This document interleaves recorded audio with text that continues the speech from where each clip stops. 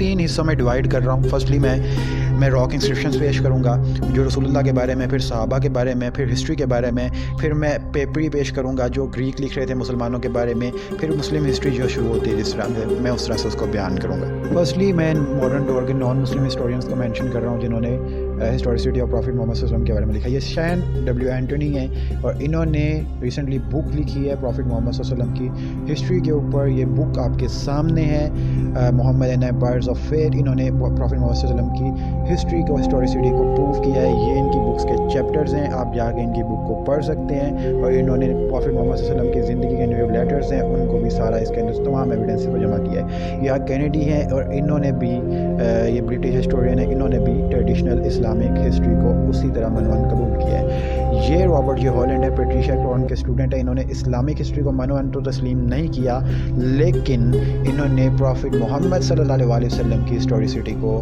اور قرآن کو منون ویسے ہی تسلیم کیا ہے جس طرح وہ ہے۔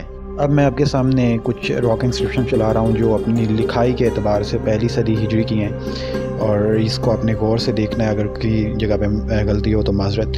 اور یہاں پہ سب سے پہلے آپ دیکھیے کہ یہاں پہ کلمہ شہادت لکھا ہے، ایک بندے نے لکھا ہوا ہے، اور وہاں پہ یہ راک انسکرپشن موجود ہے۔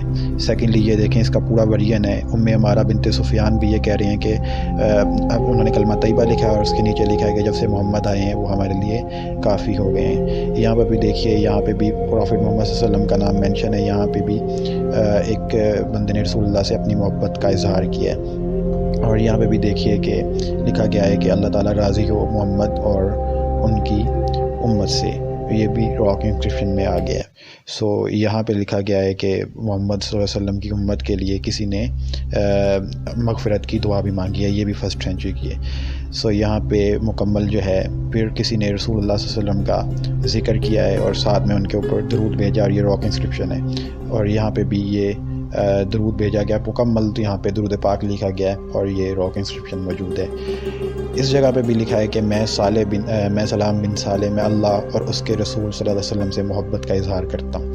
یہاں پہ بھی لکھا ہے ابو سمال، میں بھی اللہ اور اس کے رسول صلی اللہ علیہ وسلم سے محبت کا اظہار کرتا ہوں، میں ان پہ توکل کرتا ہوں۔ یہاں پہ بھی کسی نے اللہ کی وحدانیت اور حضرت ابراہیم، اسحاق اور محمد صلی اللہ علیہ وسلم کا ذکر کیا ہے۔ یہاں پر عمر بن محمد نے بھی یہ لکھا ہے کہ میں اللہ اور اس کے رسول سے محبت کرتا ہوں۔ یہاں پر موسیٰ ابن حمید نے لکھا ہے کہ میں اللہ اور اس کے رسول سے محبت کا اظہار کرتا ہوں۔ اس جگہ پہ بھی کسی نے نبی اکرم صلی اللہ علیہ وسلم کی امت کے لیے مغفرت کی دعا مانگی ہے اور نام مینشن کیا ہے۔ اور اس جگہ پہ بھی ابو سمال نے لکھا ہے کہ میں اللہ اور اس کے رسول سے محبت کرتا ہوں، ان پہ توکل کرتا ہوں۔ اس جگہ پہ بھی کسی نے رسول اللہ صلی اللہ علیہ وسلم کی دین کو حق مانا ہے اور یہاں پہ ان کا نام مینشن کیا ہے۔ یہاں پر بھی کسی نے کلمہ طیبہ لکھا ہے اور رسول اللہ صلی اللہ علیہ وسلم کی سچائی کی گواہی دی ہے۔ تو دوستو، یہ وہ انسکرپشنز تھی جہاں پہ رسول اللہ صلی اللہ علیہ وسلم کو لوگوں نے مینشن کیا ہے بائی نیم، اور اس کے ساتھ ان کے لیے یا دعا کیا یا ان کی امت کے لیے دعا کیا۔ آگے میں صحابہ کے لیے انسکرپشن دکھاتا ہوں۔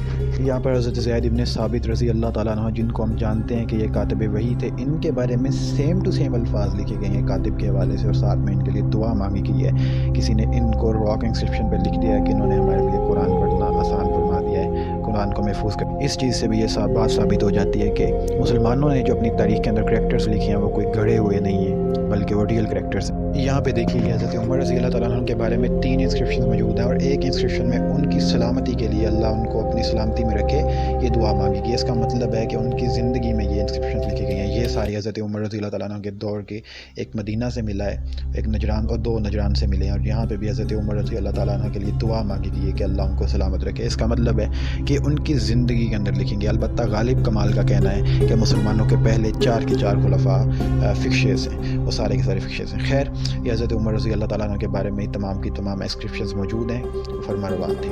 یہ ایک اور صحابی جو سعد بن زید بن ثابت الانصاری ہیں، ان کے بارے میں بھی کسی نے مغفرت کی دعا کی ہے، اور ان کا بھی حدیث کے اندر ذکر موجود ہے، اور یہ تمام کے تمام یہاں سے ہمیں مل جاتا ہے۔ اور بہت سے انسکرپشنز ہیں جن کو یہاں پہ ایک ویڈیو میں بیان کر دینا ممکن نہیں ہے، جس طرح کہ صحابہ کرام اور وہ لوگ جو چین آف نیریٹیشن حدیث میں نقل ہوئی ہے، وہ پوری کی پوری انسکرپشنز مل رہی ہیں۔ خیر، آگے یہ پیپری کو دیکھیے۔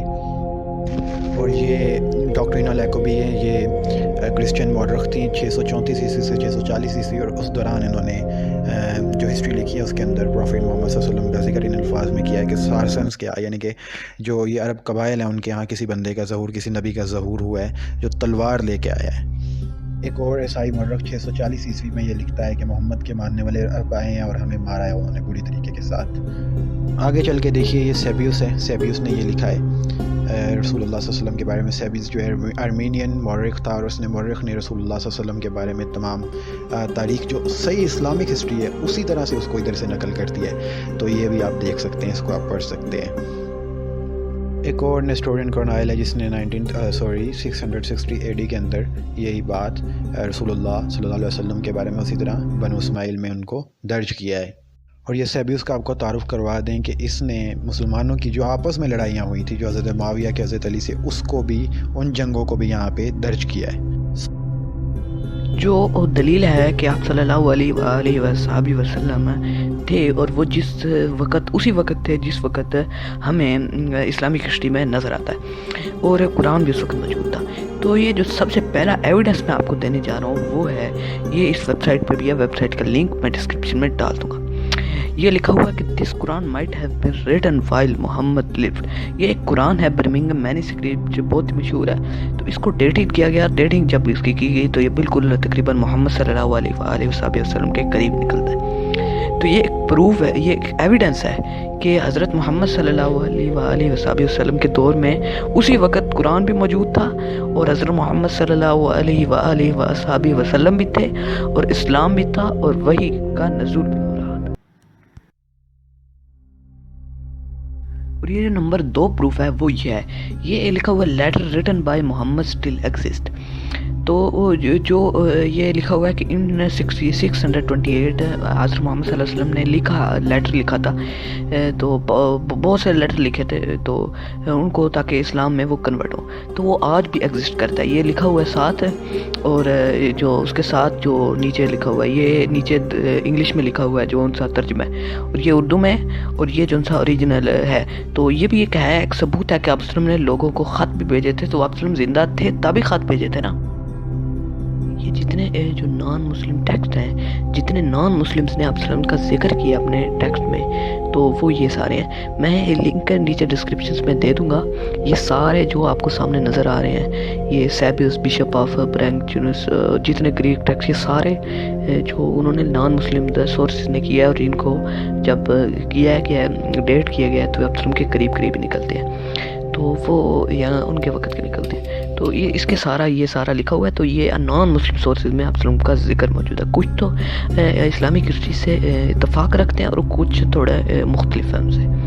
تو یہ دیکھیں کہ میں لنک ڈسکرپشن میں بھی دے دوں گا پورے ریسرچ پیپرز کے، اور یہ جتنے نان مسلم سورسز ہیں ان کے، تو پروف ہو جاتا ہے کہ آپ صلی اللہ علیہ وآلہ وسلم تھے اور ایگزسٹ کرتے تھے، اور اسلام بھی ایگزسٹ کرتا تھا، اور قرآن بھی ایگزسٹ کرتا تھا۔